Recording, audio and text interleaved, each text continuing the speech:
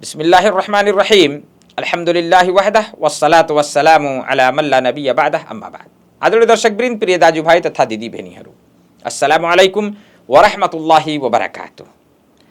मस्जिदमा कविता पढ्नु जायज कविता, त्यसमा कुनै प्रकारको अपशब्द नहोस्, शिर्क र बिदअतको कुनै चाहिँ शब्द नहोस् र अश्लीलता नहोस्, यस्ता कविताहरू शेरहरू पढ्नु मस्जिदमा यो पनि जायज छ।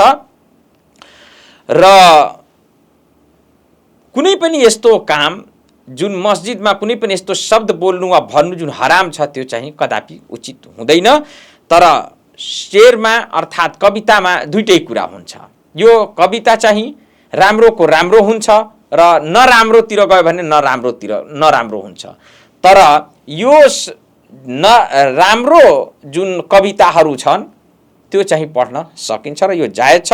बरु हस्सान बिन साबित रदियल्लाहु ताला अन्हु अल्लाहको रसूल सल्लल्लाहु अलैहि वसल्लमको उपस्थितिमा मस्जिदमा बसेर चाहिँ कविताहरू सुनाउनुहुन्थ्यो र पढ्नुहुन्थ्यो।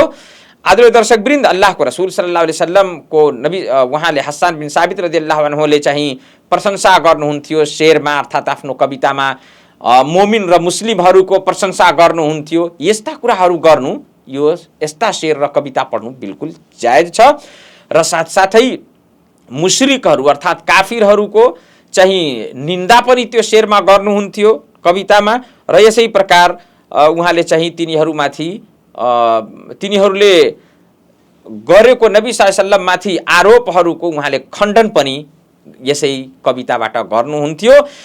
अल्लाहको रसूल सल्लल्लाहु अलैहि वसल्लमले यसको लागि उहाँलाई विशेष रूपले बोलाएर मस्जिदमा बसालेर भन्नुहुन्थ्यो कि तपाईँ आफ्नो कविताले चाहिँ मेरो तर्फबाट तिनीहरूले गरेको कुराको खण्डन गर्नुहोस्, मुश्रिकहरूको कुराको खण्डन गर्नुहोस् र तिनीहरूले जुन म माथि आरोप र आलक्षण चाहिँ लन्छना लगाउँछन् त्यसको तपाईँले यो कविताको माध्यमले तिनीहरूको निन्दा गर्नुहोस्।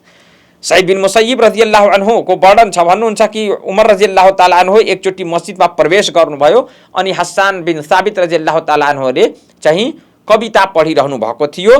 त जब उमर रदियल्लाहु ताला अन्हुले उहाँलाई चाहिँ अलिकति नराम्रो जस्तो आँखाले उहाँलाई हेर्नुभयो भने उहाँले बुझिहाल्नुभयो र भन्नुभयो कि कुन्तु उनशिदु फीहि व फीहि मन हुवा खैरु मिन्क, कि म मस्जिदमै बसेर तपाईँ भन्दा राम्रो जुन हुनुहुन्छ अर्थात् नबी सल्लल्लाहु अलैहि वसल्लमको उपस्थितिमा म चाहिँ शेर अर्थात् कविताहरू पढ्ने गर्थेँ मस्जिदमा, तपाईँहरू भन्दा जुन राम्रो थियो उहाँले केही पनि भन्नु भएन।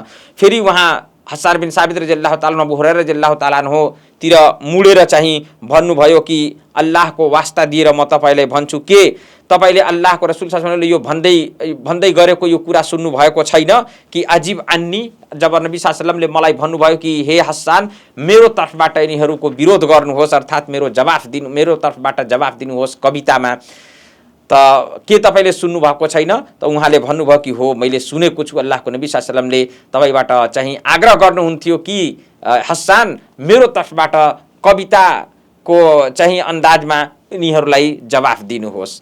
सही बुखारी र सही मुस्लिमको हदीस हो। यो नै स्पष्ट हुन्छ कि जायज कुराहरू गर्नु पनि र कविताहरू पनि पढ्नु जसमा शिर्क नहोस्, हराम कुरा नहोस्, निषेधित चाहिँ कुनै शब्द नहोस्, त्यो गर्नु पनि जायज छ। मस्जिदमा पढ्नु र सुन्नु, सुनाउनु, पढ्नु पढाउनु यो पनि जायज छ।